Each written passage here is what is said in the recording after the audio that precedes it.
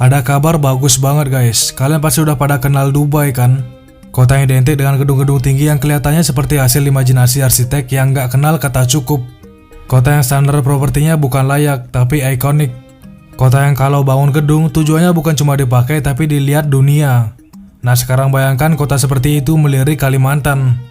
Bukan Jakarta, bukan Singapura, tapi ibu kota Nusantara. Dan anehnya kabar sebesar ini justru jarang dibahas media secara serius. Padahal sinyalnya jelas, IKN ini sudah berada di level yang bikin pemain global terpincut. Karena yang datang bukan pengembang ecek-ecek, yang masuk adalah Ayed Degem Group, perusahaan yang portofolionya berdiri di jantung kota-kota elit Timur Tengah. Nah di Dubai dan Uni Emirat Arab, mereka membangun kawasan dan gedung yang jadi wajah bisnis modern. Emaar Business Park Building 2 dan 4, Bay Square Office, Latifa Tower, dan Gentor Tower. Ini bukan gedung pinggiran kota, ini tipe bangunan yang dipakai perusahaan besar, dikelilingi sistem kota yang matang, dan jadi standar kelas atas Dubai. Gila nggak tuh? Nah di Arab Saudi, portofolio mereka bahkan menyentuh 3 sisi sekaligus, bisnis, komersial, dan spiritual. Mereka yang membangun Novotel Hotel Riyadh, Musadiyah Gold Souk di Jeddah, pusat perdagangan emas, dan Masjid Khamis Musaid, yang disebut ikonik karena perannya bukan cuma sebagai tempat ibadah, tapi simbol kawasan. Nah artinya apa? Perusahaan ini terbiasa membangun di kota yang sudah jadi, di negara yang infrastrukturnya sudah mapan, di lingkungan yang pilihan investasinya banyak. Dan sekarang perusahaan dengan standar Dubai dan Saudi itu memutuskan, kami mau masuk ke IKN. Nah ketika IKN diremehkan di negeri sendiri, lantas kenapa pemain kelas dunia mulai melihat sesuatu yang justru sering kita lewatkan di jantung Indonesia ini? Dan disinilah ceritanya mulai benar-benar menarik guys.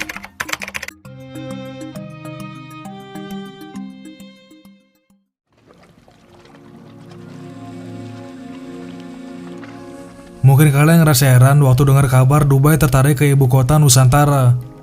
Bukan cuma tertarik, tapi beneran datang, duduk di meja resmi, tanda tangan kerjasama, dan bawa uang 4 triliun rupiah. Nah di titik kayak gini wajar kalau kalian mikir, ini IKN sebenarnya lagi jadi apa sih di mata dunia? Nah tahan dulu pertanyaan itu, kita bongkar pelan-pelan. IKN baru aja mencatat satu momen penting dalam peta investasi internasionalnya guys. Sebuah perusahaan pengembang properti dan investasi yang bermarkas di Dubai, Ayed Degem Group, resmi masuk ke Kalimantan. Nah bukan cuma wacana, tapi lewat penandatanganan perjanjian kerjasama atau PKS dengan otorita IKN yang dilakukan pada Jumat 23 Januari 2026 lalu. Nah kenapa ini signifikan? Karena Ayed Degem Group tercatat sebagai perusahaan pertama dari kawasan Gulf Cooperation Council atau GCC yang melakukan ekspansi strategis ke IKN. Nah buat yang belum tahu, GCC itu adalah kawasan negara-negara Teluk yang kekuatan modalnya besar. Jadi ini bukan sekedar satu perusahaan datang, tapi sinyal pembuka pintu bagi kawasan tersebut. Nilai investasinya jelas disebut 4 triliun rupiah, dan uang ini nggak ditaruh sembarangan. Nah fokus investasinya adalah proyek mixed use, yang artinya satu kawasan dengan banyak fungsi sekaligus. Isinya mencakup mall dan perkotaan, area komersial, dan masjid sebagai fasilitas spiritual. Nah kenapa kombinasi ini penting? Karena IKN nggak dirancang hanya sebagai pusat administrasi, tapi sebagai kota yang akan dihuni. Kota yang hidup butuh pusat ekonomi, ruang kerja, ruang interaksi, dan juga ruang ibadah. Dan Ayed Degem menangkap kebutuhan itu dari awal. Sekarang kita kenalan dulu dengan siapa mereka. Buat publik Indonesia, nama Ayed Degem mungkin terdengar aneh, bahkan asing. Mereka nggak sepopuler pengembang raksasa Dubai seperti Emaar Properties, tapi di kawasan Timur Tengah mereka digambarkan sebagai pemain kunci dalam pengembangan infrastruktur dan properti yang bersifat transformatif. Artinya proyek-proyek besar yang mengubah wajah kawasan. Nah menurut laman resmi mereka, pengaruh Ayed Degem Group nggak hanya di Dubai, tapi juga sampai ke Arab Saudi dan Turki. Mereka bahkan secara terbuka menyatakan diri bukan sekedar pengembangan perusahaan biasa, melainkan entitas yang berani menantang hal-hal yang dianggap mustahil. Nah untuk menjalankan ambisi itu mereka bergerak di 5 lini utama: pengembangan real estate, manajemen aset, perhotelan atau hospitality, investasi global, serta tanggung jawab sosial perusahaan.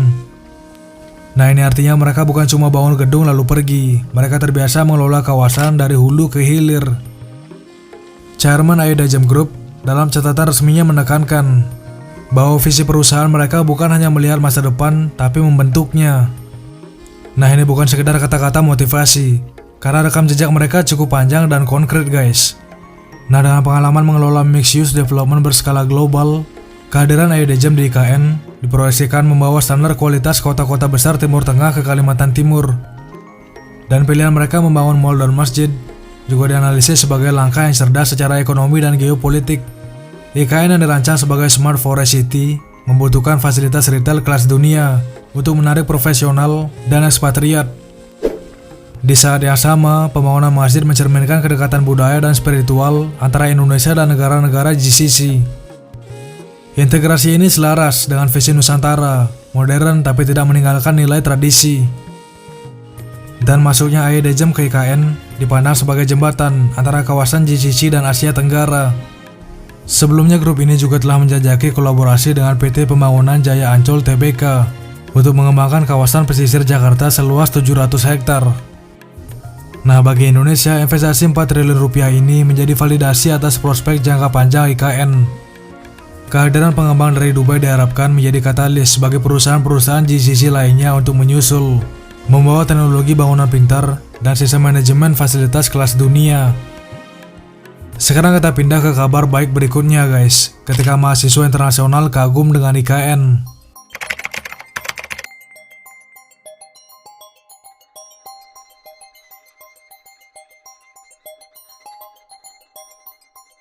Nah, IKN gak hanya menarik investor, tapi juga perhatian akademis internasional.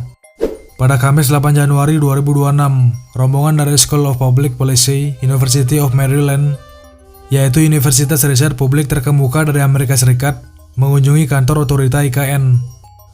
University of Maryland dikenal sebagai institusi unggulan dalam penelitian, inovasi, dan kebijakan publik. Nah, kunjungan ini menjadi forum diskusi strategis mengenai pembangunan IKN sebagai ibu kota masa depan, dengan fokus pada tata kelola modern, infrastruktur berkelanjutan, dan penerapan prinsip sustainability secara terintegrasi. Dalam forum tersebut, Basuki Hadi Mulyono, Kepala Otorita IKN, memaparkan pembangunan IKN secara menyeluruh guys. Mulai dari visi pemindahan ibu kota, strategi pengembangan infrastruktur dasar, hingga pendekatan pembangunan yang memperhatikan keberlanjutan lingkungan, sosial, dan ekonomi.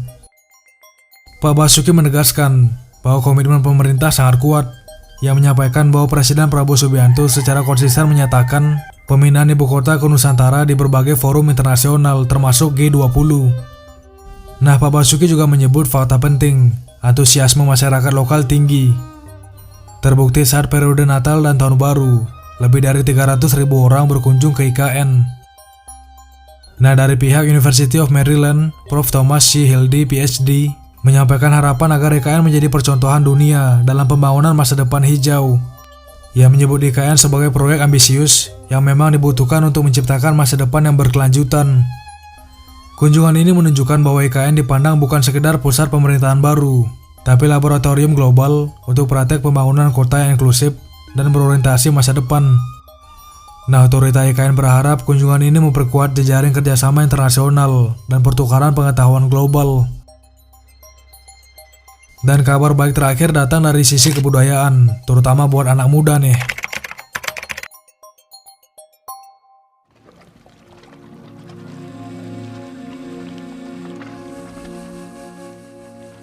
IKN diproyeksikan memiliki konser hall kelas dunia sebagai bagian dari kawasan pusat kebudayaan Nusantara dan ditargetkan realisasi fisiknya paling cepat tahun 2027 guys. Rencana ini muncul setelah proses sayembara desain mencapai puncaknya pada Jumat 30 Januari 2026 kemarin. Desain pemenang berjudul Cerlang Nusantara, karya tim Gregorius Yori Antar Awal, terpilih sebagai juara pertama setelah mengungguli 34 karya lainnya guys. Nah, konser hall ini merupakan satu dari 6 bangunan utama di kawasan tersebut. Saat ini otorita IKN tengah membedah rencana anggaran biaya atau RAB untuk menentukan prioritas pembangunan sesuai ketersediaan anggaran. Nah, Pak Basuki menjelaskan bahwa pemerintah akan memilah proyek yang didanai APBN dan mana yang dibuka untuk investasi swasta.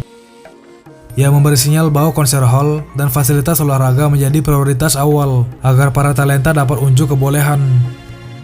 Secara filosofis, desain Cerlang Nusantara dinilai kuat karena mampu mentransformasikan nilai tradisi Nusantara, termasuk konsep megalitikum ke dalam bentuk modern yang progresif.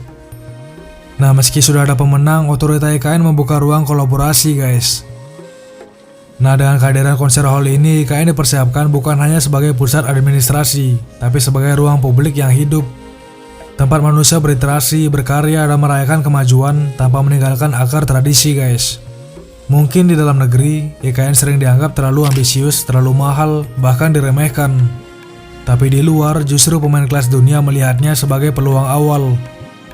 Pengembang dari Dubai dengan standar kota global berani masuk. Akademisi Amerika datang dan menyebutnya sebagai proyek yang dibutuhkan untuk masa depan hijau. Negara pun nggak berhenti di kantor pemerintahan, tapi menyiapkan ruang budaya dan kehidupan kota. Sebenarnya ini pola klasik kota besar, guys. Ketika sebagian orang masih meragukan, pemain dunia sudah mulai menghitung nilainya.